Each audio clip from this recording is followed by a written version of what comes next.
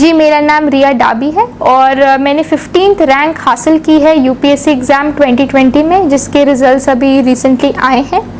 और आज मैं दिल्ली नॉलेज ट्रैक पे हूँ और मैं अपनी स्ट्रैटेजी के बारे में बताने आई हूँ कि प्रीलिम्स, मेंस और इंटरव्यूज़ यूपीएससी एग्ज़ाम में हमें कैसे प्रिपेयर करना है, इन चीज़ों के लिए कैसे प्रिपेयर करना है और क्या क्या आप स्ट्रैटेजीज़ यूज़ कर सकते हैं जिससे आप भी अच्छा परफॉर्म करिए। मेरा बर्थ प्लेस भोपाल है, मध्य प्रदेश में, लेकिन मैंने अपनी पूरी लाइफ दिल्ली में ही बिताई है और मैं करेंटली दिल्ली में ही सेटल्ड हूँ। मैंने अपनी schooling convent of Jesus and Mary New Delhi से ही की है। उसके बाद मैंने अपना बीए इन पॉलिटिकल साइंस किया था lady Shri Ram college for women in Delhi university से। 2019 में मेरा ग्रेजुएशन हुआ था और उसके बाद मैंने यूपीएससी एग्ज़ाम के लिए प्रिपरेशन स्टार्ट की थी एंड एग्ज़ाम 2020 में दी एंड 2021 में अभी रिज़ल्ट्स आए हैं। तो मैं अपनी स्ट्रैटेजी के बारे में बात करना चाहूँगी। सबसे पहले मैं प्रीलिम्स के बारे में बात करना चाहूँगी क्योंकि वो फर्स्ट फेज़ होता है इस एग्ज़ाम का। सो प्रीलिम्स के लिए मैं यही बोलना चाहूँगी कि जैसे हम पास्ट ईयर के क्वेश्चन पेपर्स देखते हैं तो पैटर्न काफ़ी डायनामिक होता है। कभी करंट अफेयर्स से बहुत ज़्यादा क्वेश्चंस आते हैं, कभी स्टैटिक से बहुत ज़्यादा आते हैं। तो मैं यही एस्पिरेंट्स को बोलना चाहूँगी कि आप दोनों पे काफ़ी ज़्यादा फोकस रखिए। ऐसा नहीं है कि एक चीज़ पे ही फोकस रखना चाहिए। सारे जो सब्जेक्ट्स हैं, सारी जो बुक्स हैं, आप उन्हें सेग्रीगेटेड रखिए, अपने नोट्स बनाइए, जिससे आपको बाद में रिवीजन में काफ़ी आसानी होगी। Welcome to Lukman IAS. Study general studies with Lukman IAS for building comprehensive knowledge, thorough understanding and a good perspective, which are essential ingredients of UPSC for getting top rank in civil services examination. GS paper 2 and 4 will be taken by S. Ansari and other papers will be covered by renowned faculties. So, Lukman IAS becomes the obvious choice. The renowned faculties are Lakshmikant for Geography, Ecology and Environment, Professor Mustafa Hussain for Art and Culture, Dr. Jia for History and Abhijit Jha for Society. It is the pre-cum-means batch with integrated guidance program which consists of prelims, means and interview. The course features live classes are as effective as offline classes. The classes are highly interactive in nature. Your doubts and queries will be addressed and there will be dictation of notes. In the last 10 years, contact us today for more information. साथ में prelims में मुझे लगता है सबसे important चीज़ ये है कि आप जितने मॉक पेपर्स प्रैक्टिस कर सकते हैं आपको करने चाहिए, क्योंकि उससे आपको एक आइडिया मिलता है कि किस तरह के क्वेश्चंस आते हैं, आपको कितने क्वेश्चंस अटेम्प्ट करने चाहिए और आपकी परफॉर्मेंस कैसी चल रही है। मेरी प्रिपरेशन जर्नी में मैंने I think more than 80 mock papers तो प्रीलिम्स के लिए सॉल्व किए ही थे, क्योंकि मुझे लगता है प्रीलिम्स काफ़ी डिफ़िकल्ट होते जा रहा है ओवर द इयर्स। तो मैं यही आपको सजेशन दूंगी कि आप मॉक पेपर्स प्रैक्टिस करिए और साथ में जब आप मॉक पेपर्स प्रैक्टिस कर रहे हो तो अपनी परफॉर्मेंस के अकॉर्डिंग आपको ये डिसाइड कर लेना चाहिए कि मुझे कितने क्वेश्चंस अटेम्प्ट करने हैं रियल एग्ज़ाम में। जैसे मैंने अपने परफॉर्मेंस को देखते हुए मैंने ये सोचा था कि अराउंड 65 to 70 क्वेश्चंस तो मुझे अटेम्प्ट करने ही चाहिए, जिससे एक मिनिमम रेंज ऑफ मार्क्स मुझे मिल पाए, जिससे प्रीलिम्स क्लियर हो सके, क्योंकि इसमें नेगेटिव मार्किंग तो होती है जैसे सबको पता है।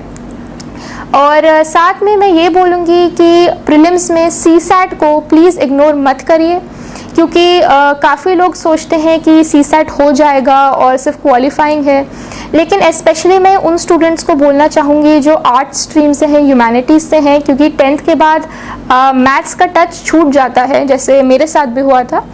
तो आप जितना CSAT की भी प्रैक्टिस करेंगे वो आपके लिए बेनिफिशियल रहेगी।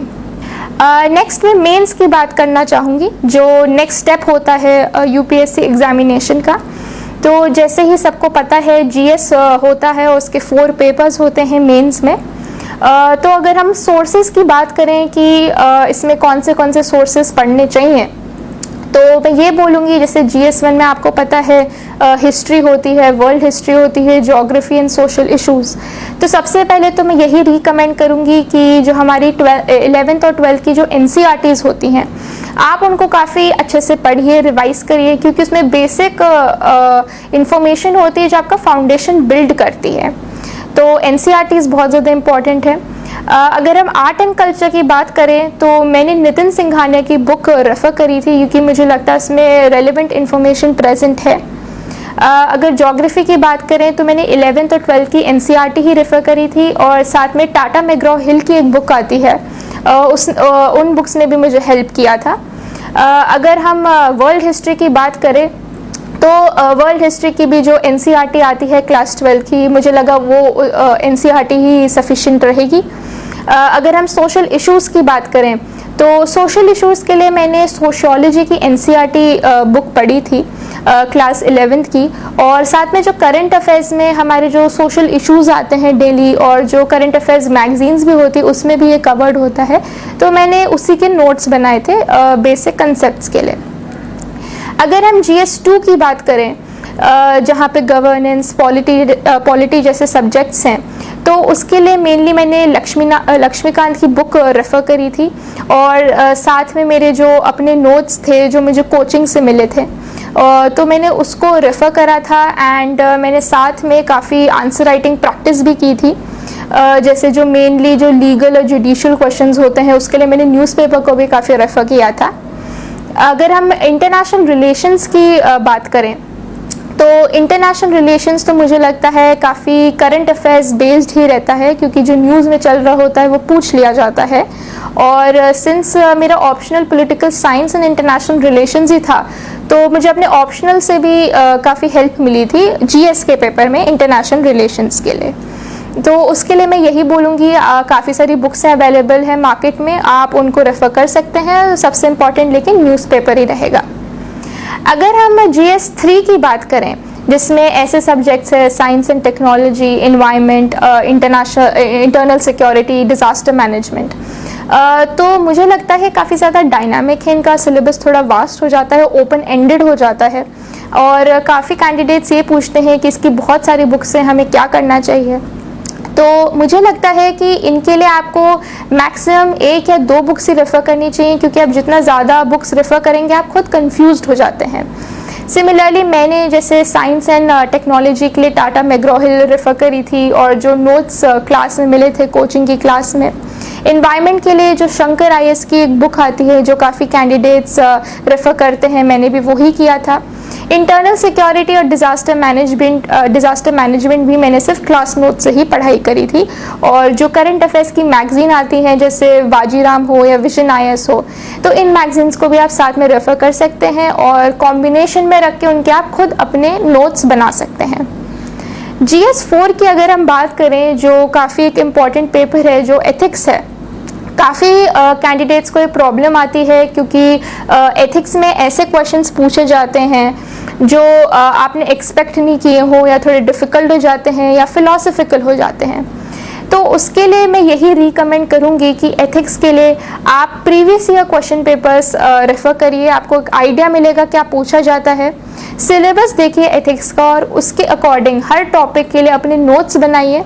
जब आप नोट्स बना रहे हो तो उसमें आपको एग्जाम्पल्स का यूज़ बहुत ज़्यादा करना चाहिए, जो फेमस पर्सनालिटीज़ हैं, कोई इंसिडेंट्स हुए हैं, या यदि वो इंडिया में हो या वर्ल्ड में हुए हो। साथ में आपको कोटेशंस भी आप यूज़ कर सकते हैं एथिक्स में। और केस स्टडीज़ की अगर हम बात करें, केस स्टडीज सॉल्व करने के लिए मुझे लगता है कि आप बुक्स रेफ़र कर सकते हैं, जैसे एक अरिहंत और एक्सेस पब्लिशिंग की बुक आती है, तो उसमें उन्होंने भी केस स्टडीज सॉल्व करी हुई है, जिससे आपको आइडिया मिलता है कि आपको अपना स्ट्रक्चर कैसे बिल्ड करना है आंसर में। सबसे इम्पॉर्टेंट लेकिन यही है कि आप प्रैक्टिस करें आंसर्स खुद लिखना। सो ये थे सोर्सेज जो मैंने खुद रेफ़र करे थे GS पेपर्स के लिए। GS और मेंस के लिए मैं यही बोलना चाहूँगी कि सबसे इम्पॉर्टेंट यही है आप सिलेबस कवर करें, लेकिन आंसर राइटिंग के लिए आप खुद प्रैक्टिस करें घर पे। आप जितने आंसर्स लिखेंगे आपको उतना समझ आएगा कि कौन से पॉइंट्स इम्पॉर्टेंट होते हैं। अगर पॉसिबल हो पाए आप कोई मॉक पेपर्स भी दे सकते हैं, जो काफ़ी कोचिंग इंस्टीट्यूट्स निकालते हैं जहाँ आपके पेपर्स भी चेक करते हैं, तो उससे भी आपको अपनी परफॉर्मेंस के बारे में पता चलता है। अगर वो पॉसिबल नहीं है तो आप अपनी फैमिली में या किसी फ्रेंड से भी वो चेक करवा सकते हैं। आंसर राइटिंग में मुझे लगता है कि आपको पहले एक अपना स्ट्रक्चर बनाना चाहिए। फॉर एग्जांपल आप शुरू में इंट्रोडक्शन लिख रहे हैं, फिर जो क्वेश्चन है चाहे जो भी उसमें कुछ हिस्ट्री लिखनी हो, कुछ पॉजिटिव्स या नेगेटिव्स लिखने हो, आप वो लिख रहे हैं। लास्ट में आप एक कंक्लूजन लिखते हैं। आंसर राइटिंग में अगर आपको वैल्यू एडिशन करनी है तो मेरे एक्सपीरियंस ने मुझे यही बताया है कि वैल्यू एडिशन के लिए आप हमेशा इंट्रोडक्शन में या बॉडी ऑफ द आंसर में फैक्ट्स दे सकते हैं। फॉर एग्जाम्पल अगर वो इन्वायरमेंट का आंसर हो या जोग्राफी का आंसर हो, आप बता सकते हैं कि इंडिया के पास 18% ऑफ द वर्ल्ड्स पॉपुलेशन है लेकिन only 4% of the fresh water resources. आप इकोनॉमिक्स में ये बोल सकते हैं कि IMF की रिपोर्ट के अकॉर्डिंग ये बोला गया है अगर विमेन फुल्ली पार्टिसिपेट करें हमारी इकोनॉमी में तो GDP 27% से इंक्रीज हो सकती है। तो ऐसे छोटे छोटे फैक्ट्स मैंने भी अपने आंसर्स में यूज़ करे हैं जो मुझे लगता है उससे एक्स्ट्रा मार्क्स मिलते हैं।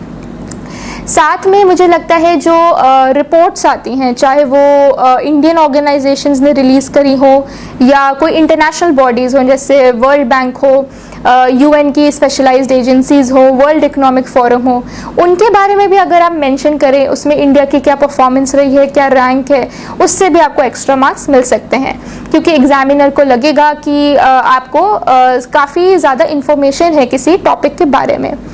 और साथ में मुझे ये भी लगता है कि अगर कोई एक ऐसा आंसर है जिसमें आपको इंडियन पर्सपेक्टिव लिखना है, कोई पॉलिसी है, अगर आप इसमें गवर्नमेंट स्कीम्स को मेंशन करें या उनकी परफॉर्मेंस को मेंशन करें तो उससे भी एक्स्ट्रा मार्क्स मिल सकते हैं। फॉर एग्जांपल अगर हम एग्रीकल्चर का कोई आंसर लिख रहे हैं सो उससे एग्रीकल्चर रिलेटेड स्कीम्स को अगर हम आंसर में मेंशन कर दें, जैसे प्रधानमंत्री फसल बीमा योजना है या सॉइल हेल्थ कार्ड है या एंड सो ऑन, तो अगर आप उसको भी मेंशन करते हैं उससे भी एग्जामिनर को पता चलता है कि ये जो आंसर लिखा गया है काफ़ी डायमेंशंस को कवर किया गया है, तो उससे भी आपको एक्स्ट्रा मार्क्स मिल सकते हैं। तो ये था GS और आंसर राइटिंग के लिए। नेक्स्ट मैं यही बोलना चाहूँगी कि पूरे जैसे प्रीलिम्स या मेंस हो उसमें सबसे ज़्यादा इम्पॉर्टेंट करंट अफेयर्स होता है। तो मैं करंट अफेयर्स के बारे में बताना ये चाहूँगी कि कुछ लोग पूछते हैं कि हमें क्या सिर्फ न्यूज़पेपर पढ़ना चाहिए या करंट अफेयर की मैगजीन्स भी पढ़नी चाहिए। तो मुझे ये लगता है कि न्यूज़पेपर तो सबसे ज़्यादा इम्पॉर्टेंट है, उसका कोई रिप्लेसमेंट नहीं है। तो मैंने जैसे करा है तो मैंने द हिंदू और द इंडियन एक्सप्रेस दोनों न्यूज़पेपर्स ही मैं रोज़ पढ़ती थी और ख़ुद को अपडेटेड रखती थी। और द इंडियन एक्सप्रेस में रोज़ एक एक्सप्लेन्ड पेज आता है उसमें, और उसमें काफ़ी अच्छी इन्फॉर्मेशन होती है। सिमिलरली द हिंदू में संडे को एक FAQ वाला पेज आता है, वो भी बहुत इम्पॉर्टेंट होता है। साथ में लेकिन मैंने करंट अफेयर्स की मैगजीन्स भी रेफ़र करी हैं, जैसे विजन आइज़ की मैगजीन मुझे अच्छी लगती थी, उसमें काफ़ी चीज़ें कवर्ड रहती थी जो मे बी न्यूज़पेपर्स में नहीं आता है, तो वो भी मैंने साथ में रेफ़र करा है। करंट अफेयर्स को प्रिपेयर करने के लिए मैं ये सजेस्ट करूँगी कि अगर आपको कोई न्यूज़ इम्पॉर्टेंट लग रही है तो आप उसको कट कर सकते हैं, न्यूज़पेपर से स्टेपल कर सकते हैं, फाइल में रख सकते हैं या आप अपने नोट्स बना सकते हैं। बट सबसे इम्पॉर्टेंट चीज़ इस पूरी एग्जामिनेशन में ये है, वो है रिवीजन, क्योंकि सिलेबस इतना ज़्यादा वास्ट है, आप जितनी चीज़ें पढ़ते जाओगे आप उनको भूल भी सकते हो, तो आप जितनी बार रिवाइज करोगे उतना आपको माइंड में वो रहता जाएगा और आपको एग्जामिनेशन में वो हेल्प करेगा। तो मुझे लगता है रिवीजन सबसे ज़्यादा इम्पॉर्टेंट है। दूसरी चीज़ मैं ये बोलना चाहूँगी कि ऐसा मत करिए कि आप बहुत सारे सोर्सेज रेफ़र कर रहे हैं कि मैं ये बुक भी पढ़ लेती हूँ, ये बुक भी पढ़ लेता हूँ और ये चीज़ें उसने मुझे बताई है, ये भी हम पढ़ लेते हैं। मुझे लगता है कि अगर आप अपना जो सोर्सेज हैं उनको आप रिस्ट्रिक्ट कर सकते हैं। जैसे मैंने आपको बताया, मैंने भी कुछ कम सोर्सेज ही पढ़े हैं, बहुत ज़्यादा चीज़ें मैंने ऐसी नहीं पढ़ी हैं। तो अगर आप सोर्सेज अपने रिस्ट्रिक्ट करें, उन्हीं को बहुत अच्छे से पढ़ें, उन्हीं को आप बहुत अच्छे से याद करें, उन्हीं को रिवाइज करें, वो आपको बहुत ज़्यादा हेल्प करेगा एग्जामिनेशन में। अगर आपने बहुत सारे सोर्सेज पढ़ ली हैं जहाँ अलग अलग इन्फॉर्मेशन लिखी है, आप खुद ही कंफ्यूज हो जाएंगे और आपको समझ नहीं आएगा कि मैं एग्जैक्टली लिखूँ क्या या क्या पढ़ूँ। तो मुझे लगता है कि अपने सोर्सेज आप रिस्ट्रिक्ट कर सकते हैं जो मेजर होते हैं, जैसे NCERTs है। नेक्स्ट मैं बात करना चाहूँगी हमारे जो ऐसे का पेपर होता है मेंस में।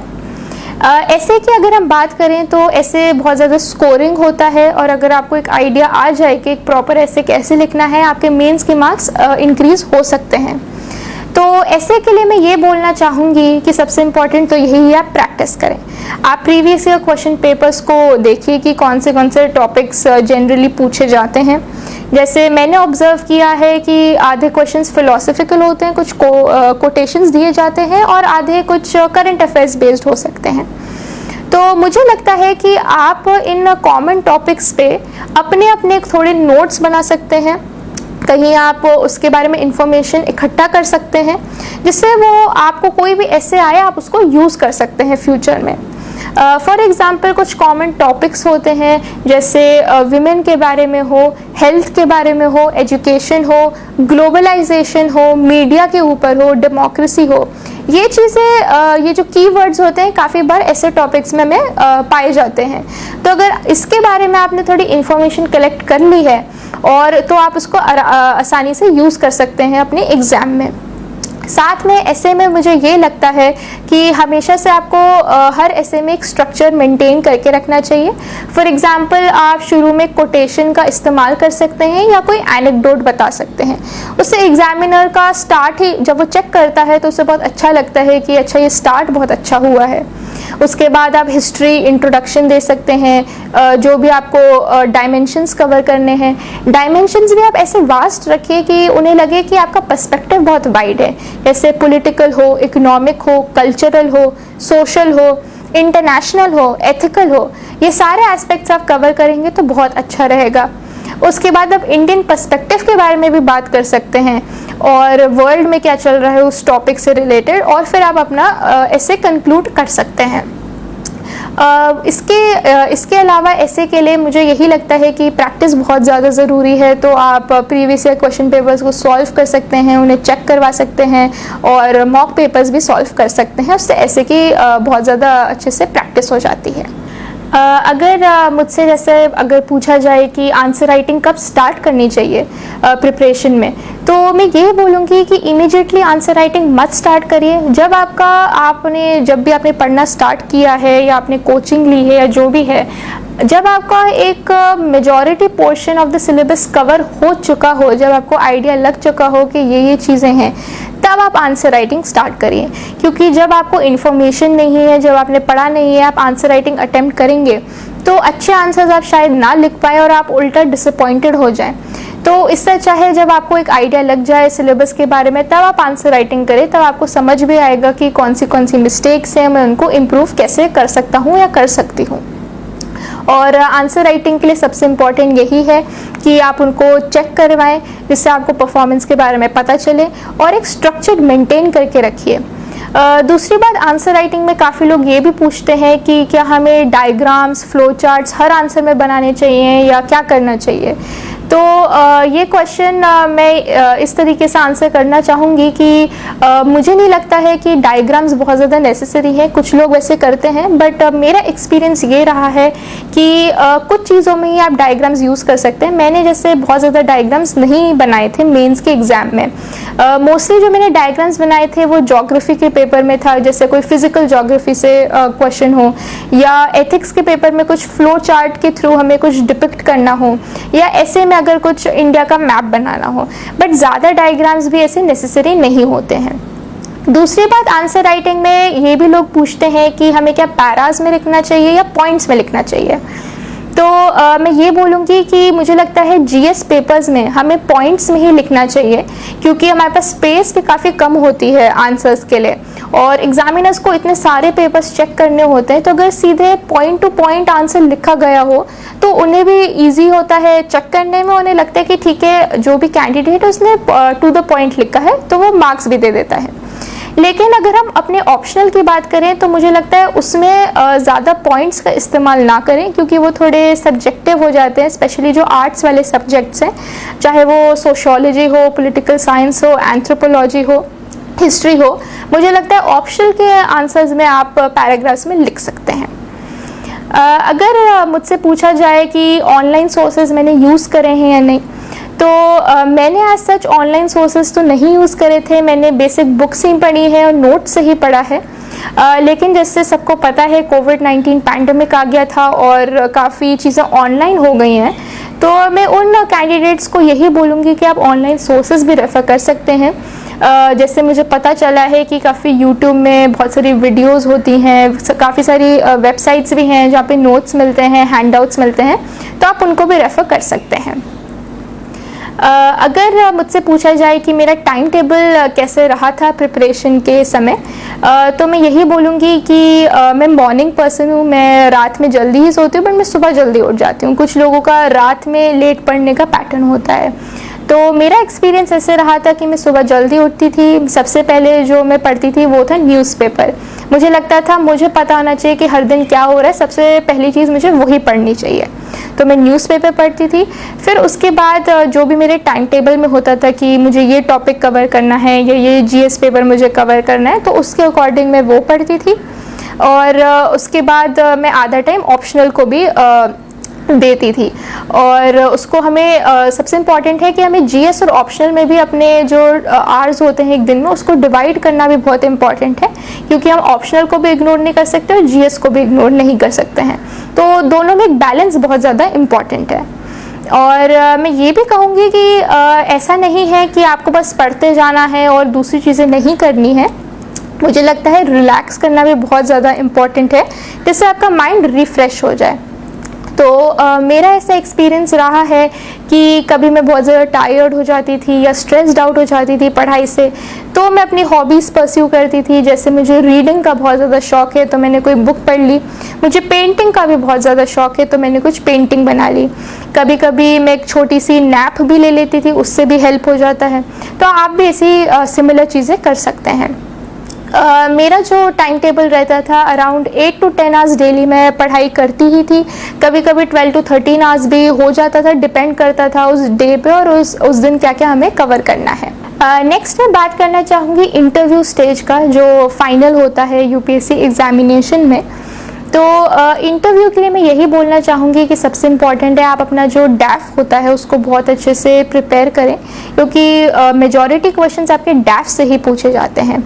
और दूसरे जो बेसिक क्वेश्चंस जो नॉर्मली पूछते हैं कि आपको सिविल सर्वेंट क्यों बनना है, या आपका रीज़न क्या है, आपने यहाँ पे क्यों जॉब करी, या आपने ये पढ़ाई क्यों करी कॉलेज में, तो ऐसी चीज़ें जो होती हैं बेसिक चीज़ें, वो भी आपको प्रिपेयर करनी ही चाहिए इंटरव्यू के लिए। और इंटरव्यू में जैसे मैंने भी काफ़ी मॉक इंटरव्यूज़ दिए थे, क्योंकि कभी मेरा इससे पहले एक्सपीरियंस नहीं दिया है कोई प्रोफेशनल इंटरव्यू देने का, तो मैंने काफ़ी मॉक इंटरव्यूज़ भी लिए थे। मुझे लगता है उससे भी आपका कॉन्फिडेंस बूस्ट होता है, आप प्रिपेयर्ड होते हो। तो मैं वही सजेस्ट करूँगी कि आप भी काफ़ी मॉक इंटरव्यूज़ दें। दूसरी बात यह है कि आपको करंट अफेयर्स से भी आपका अपडेटेड रहना चाहिए इंटरव्यू के टाइम भी, क्योंकि करंट अफेयर्स से काफ़ी सारे क्वेश्चंस आते हैं। फॉर एग्जांपल जिस दिन मेरा इंटरव्यू था उस दिन सुबह न्यूज़पेपर में प्रधानमंत्री ने उज्ज्वला योजना 2.0 लॉन्च करी थी, और उस दिन न्यूज़पेपर की वो हेडलाइन थी। तो इंटरव्यू में मुझसे वो पूछा गया कि आप उसके बारे में बताइए, और उसी पे थोड़ी देर डिस्कशन भी चला था। तो मेरी सेकेंड एडवाइस ये रहेगी कि करंट अफेयर्स बहुत इंपॉर्टेंट है, और उस दिन जाने से पहले आपको न्यूज़पेपर भी देखना बहुत ज़रूरी है। दूसरी चीज़ मैं ये बोलना चाहूँगी कि उन कैंडिडेट्स के लिए जो सीधे कॉलेज के बाद प्रिपरेशन कर रहे हैं या जिन्होंने जॉब नहीं करी है, जैसे मैं हूँ, तो नॉर्मली इंटरव्यूज़ में लोगों से उनकी जॉब या प्रीवियस एक्सपीरियंस के बारे में पूछा जाता है, जो मेरे केस में नहीं था। तो इंस्टेड जो बोर्ड मेंबर्स थे उन्होंने मुझे प्रैक्टिकल क्वेश्चंस ज़्यादा पूछे, मुझे टेस्ट करने के, और केस स्टडीज़ भी दी। फॉर एग्ज़ाम्पल कि अगर आप किसी स्टेट के चीफ सेक्रेटरी हैं या चीफ मिनिस्टर हैं, तो आप उस स्टेट में और वो स्टेट बैकवर्ड हैं, तो आप वहाँ पे क्या क्या करना चाहेंगे। तो ऐसी चीज़ें वो आपसे भी पूछ सकते हैं, तो आपको इनके आंसर्स भी रेडी करके रखने चाहिए। और उसके अलावा मैं यही बोलूँगी कि इंटरव्यू में आपको ऐसा नहीं करना चाहिए कि आपको कोई प्रिटेंस दिखाना चाहिए या आपको बहुत ज़्यादा बोलना चाहिए, बहुत ज़्यादा कम बोलना चाहिए। मुझे लगता है हर चीज़ में बैलेंस मेंटेन करिए, बी योरसेल्फ, क्योंकि यूपीएससी बोर्ड मेंबर्स बहुत ज़्यादा एक्सपीरियंस्ड होते हैं, उन्हें पता है कि कौन सा बच्चा कैसा है। तो बी योरसेल्फ, आराम से काम कंपोज्ड होके कॉन्फिडेंस से आंसर करिए, और जो चीज़ नहीं आती है आप आराम से बोल सकते हैं कि सॉरी मैम और sorry sir, I do not know this question. और मेजॉरिटी ऑफ द टाइम्स आपके डैफ से ही पूछा जाता है, तो वो सबसे प्रिपेयर करना ज़रूरी है। और दूसरी बात मैं ये बोलना चाहूँगी कि मैं अपना इंटरव्यू एक्सपीरियंस शेयर करना चाहूँगी। जैसे मेरे इंटरव्यू में भी मुझसे डैफ से क्वेश्चंस पूछे गए थे। फॉर एग्जांपल मेरे हॉबी के बारे में पूछा गया था, पेंटिंग के बारे में। फिर मेरे ऑप्शनल से भी क्वेश्चंस पूछे गए थे जो political science and international relations है, तो जो करंट में उस टाइम जैसे चल रहा था वो मुझसे पूछा गया था। फिर जैसे मैंने आपको बताया उज्ज्वला योजना के बारे में पूछा गया था। फिर मुझसे प्रैक्टिकल क्वेश्चंस पूछे गए थे, केस स्टडीज़ दी गई थी। तो ऐसे बेसिक क्वेश्चंस पूछे गए थे। और मैं यही बोलना चाहूँगी कि जब आप इंटरव्यू दे रहे हैं तो काफ़ी डरे मत, आपको अपना कॉन्फिडेंस मेंटेन करना चाहिए, क्योंकि बोर्ड मेंबर्स भी काफ़ी सपोर्टिव होते हैं। और अगर आपको कुछ आ भी नहीं रहा होता है, याद नहीं आ रहा होता है, वो आपको क्लूज़ देते हैं, आपको हेल्प करते हैं उस टाइम। तो ऐसा कुछ मतलब ऐसी कोई बात नहीं कि आप डरें, आपको जस्ट अपना काम होके इंटरव्यू देना चाहिए। अगर हम डूज़ एंड डोंट्स की बात करें इस एग्ज़ामिनेशन में, तो मैं डूज़ में तो यही बोलूँगी कि यदि आपने ये डिसीजन लिया है कि आपको सिविल सर्विसेज एग्ज़ामिनेशन देनी है, वही बहुत ज़्यादा करेजियस है, क्योंकि एग्ज़ाम बहुत डिफ़िकल्ट है, काफ़ी लोग इसमें बैठते हैं। तो आपको यही जो स्ट्रॉन्ग विल है वो पूरे टाइम मेंटेन करने की ज़रूरत है कि अगर कोई डिफ़िकल्टीज़ या चैलेंजेस भी आएँ, आपको होप लूज़ नहीं करना चाहिए, आपको अपना बेस्ट पुट इन करना चाहिए, पूरा हार्डवर्क करना चाहिए। मुझे लगता है अगर आपने ये सब किया है तो सफलता बिल्कुल प्राप्त हो सकती है। सब जो सारे कैंडिडेट्स हैं जिन्होंने ये एग्ज़ाम क्लियर करी है, वो भी आपकी तरह ही हैं, तो अगर उन्होंने करा है तो आप भी कर सकते हैं। अगर हम डोंट्स की बात करें तो मुझे लगता है डोंट्स में यही है कि आप बहुत सारे सोर्सेज ना रेफ़र करें, क्योंकि आप खुद कंफ्यूज हो जाते हैं। लिमिटेड सोर्सेज रखिए, उन्हीं को बहुत अच्छे से रिवाइज करिए, तो आप आप जो क्वेश्चंस हैं उनको आंसर कर सकते हैं। दूसरी बात मैं ये भी बोलूँगी कि खुद को दूसरों से कंपेयर ना करें या बहुत ज़्यादा लोगों से बातचीत ना करें, क्योंकि उससे भी आप कभी कभी डीमोटिवेटेड हो जाते हैं, आपको लगता है कि शायद मुझसे नहीं हो पाएगा। तो मुझे लगता है अपनी पर्सनालिटी के अकॉर्डिंग अपना खुद टाइम टेबल बनाइए और उसी को फॉलो करिए, एक कंसिस्टेंसी मेंटेन करिए, और ये आप एग्ज़ाम फिर क्रैक कर सकते हैं। तो जैसे मैंने सारे प्रीलिम्स, मेंस, इंटरव्यू के बारे में बताया है, तो सम अप करने के लिए मैं यही बोलूँगी कि इस एग्ज़ाम में कंसिस्टेंसी बहुत ज़्यादा रिक्वायर्ड है, क्योंकि सिलेबस बहुत वास्ट है। अगर आप छोटी छोटी चीज़ें रोज़ कवर करते जाएं, अराउंड 8 to 10 आवर्स रोज़ पढ़ें, तो सिलेबस भी कवर होगा और आपको खुद लगेगा कि हाँ मैं ये एग्ज़ाम क्लियर कर सकता हूँ। और दूसरी बात मुझे यही लगता है कि थोड़े सैक्रिफाइसेस करने पड़ते हैं, जैसे सोशल लाइफ थोड़ी रिड्यूस करनी पड़ती है, सोशल मीडिया से आप हट सकते हैं, क्योंकि काफ़ी बार उससे आपका टाइम वेस्ट हो जाता है, तो वो डिस्ट्रैक्टिंग भी हो जाता है। और साथ में आपको डिसिप्लिन मेंटेन करने की ज़रूरत है, क्योंकि अगर आप डिसिप्लिन नहीं रहेंगे, एक टाइम टेबल या एक टारगेट फॉलो नहीं करेंगे, तो थोड़ा डिफ़िकल्ट हो जाता है कि ये एग्ज़ाम क्लियर करने में। और दूसरी बात यह है कि आपको पेशेंस रखने की भी ज़रूरत है, क्योंकि इस एग्ज़ाम में पढ़ने में ही बहुत ज़्यादा टाइम लगता है, एग्ज़ाम देने में भी बहुत ज़्यादा टाइम लगता है, जो 3 फेजेस में डिवाइडेड है, तो पेशेंस भी बहुत ज़्यादा इम्पॉर्टेंट है। तो मुझे लगता है यदि आप अपना बेस्ट पुट इन करेंगे, अपना हार्ड वर्क देंगे, तो आप ज़रूर सफलता प्राप्त करेंगे। एंड मैं सारे कैंडिडेट्स को यही बोलना चाहूँगी, ऑल द बेस्ट।